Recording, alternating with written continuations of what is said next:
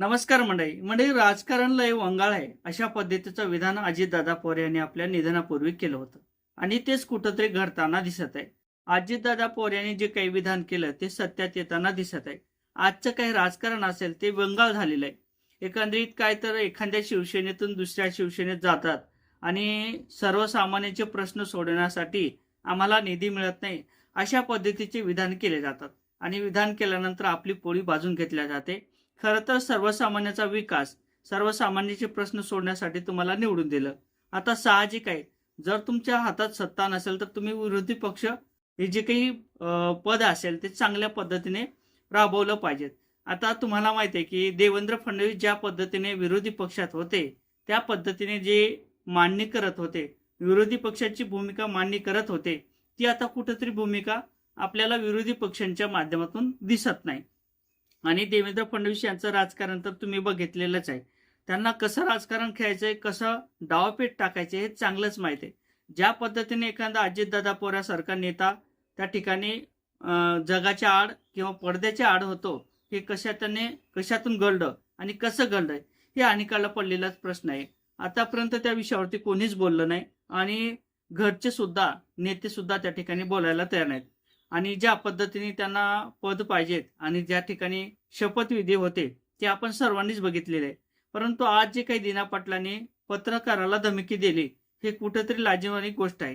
एखाद्या पक्षातून आपण दुसऱ्या पक्षात जातो आणि आपली ताकद किती आहे हे दाखवण्याचा प्रयत्न प्रत्येक नेत्याच्या माध्यमातून होतो.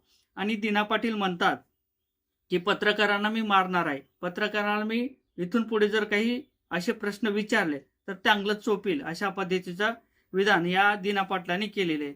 आणि आतापर्यंत मी 5 जणाला ठार केलं असं सुद्धा बोललेलं आहे. आता हे 5 जण कोण होते, त्यांच्या लाश कुठे पडलेले आहेत, त्यांच्यावरती काय झालं होतं, कशा पद्धतीने यांनी ठार केलं, हे अनेकाला पडलेले प्रश्न आहेत. परंतु सत्ता तुमचीच आहे आणि सत्तेतून तुम्ही कोणाला वगळणार आणि कोणाला केस करणार, कोणावरती ईडी लावणार हे तुमचाच निर्णय असणार आहे.